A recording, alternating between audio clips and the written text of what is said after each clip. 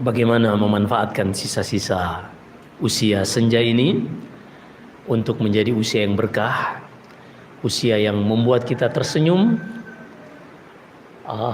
ketika kita menerima catatan amalan. Tadi kita sebutkan bahwasanya manusia itu tidak mengetahui apa yang harus ia lakukan yang terbaik di dunia ini di dalam mengumpulkan bekal untuk kembali kepada Allah kecuali dengan bimbingan Al-Quran dan Sunnah Nabi Sallallahu Alaihi Wasallam.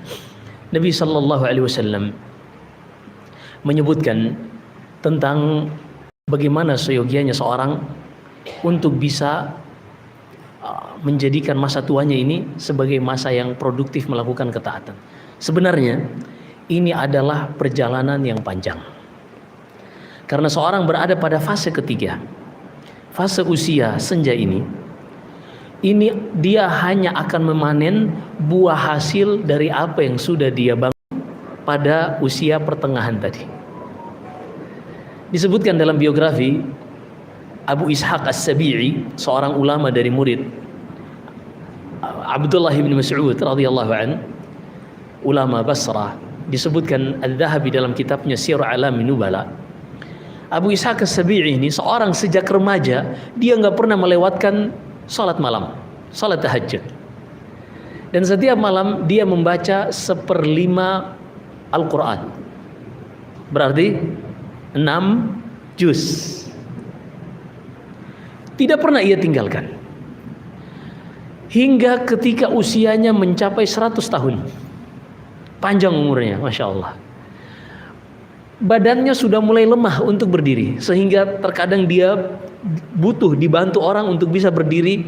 Tapi dia tidak pernah meninggalkan sholat malam. Udah menjadi kebiasaan. Namanya habit. Habit ini kalau udah ada dalam kehidupan seorang, dia nggak bisa ninggalin. Apa yang terjadi ketika dia bangun malam, dia sudah tidak sanggup maka dibantu untuk berdiri. Tapi kalau dia sudah berdiri, dia akan sholat malam, namun sayangnya dia hanya bisa membaca surat Al-Baqarah dan Ali Imran dalam satu malam. Lagi sakit, udah tua, dia cuma bisa baca segitu.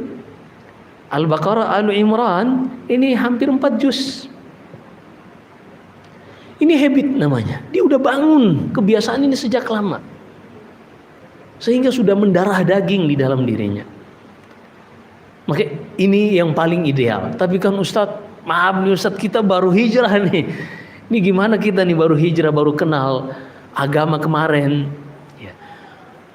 Yang menjadi fokus kita di dalam berinteraksi dengan Allah adalah kejujuran di dalam hati. Kata Ibnu Al-Qayyim rahimahullah, qat'ul masafati bil qulubi ilaihi la bil sayri fawqa maqa'idir rukbani. Berjalan menuju Allah itu bukan hanya dengan naik kendaraan, tapi berjalan menuju Allah adalah dengan hati. Betapa banyak dahulu para sahabat, mereka baru masuk Islam di usia 40 tahun. Abu Bakar radhiyallahu anhu usianya selisih 2 tahun dengan Nabi SAW. Ketika Rasulullah diangkat jadi Nabi 40 tahun, berarti Abu Bakar berusia 38 tahun. Umar udah usia segitu juga baru masuk Islam. Tapi tidak menghalangi mereka untuk menjadi manusia-manusia terbaik dalam agama ini setelah Nabi kita Muhammad sallallahu alaihi wasallam. Lalu apa yang harus kita lakukan? Kata Allah Subhanahu wa taala di akhir surat Al-Baqarah, fattaqullaha mastata'tum. Ini di dalam surat At-Taghabun. Bertakwalah kepada Allah semampu kalian. Dan Nabi sallallahu alaihi wasallam bersabda, "Ma amartukum bihi fa'tu minhu mastata'tum wa ma nahaitukum anhu fajtanibu." Maka seorang memanfaatkan masa tuanya dengan 2 hal. Yang pertama, dia menjauhi apa yang dilarang di dalam syariat. Yang kedua, dia melakukan ketaatan-ketaatan sesuai kesanggupannya. Sesuai kesanggupannya. Dan ketaatan ini ada 2. Yang wajib jangan pernah dia tinggalkan. Kemudian yang sunnah, dengannya dia menyempurnakan amalan-amalan wajibnya.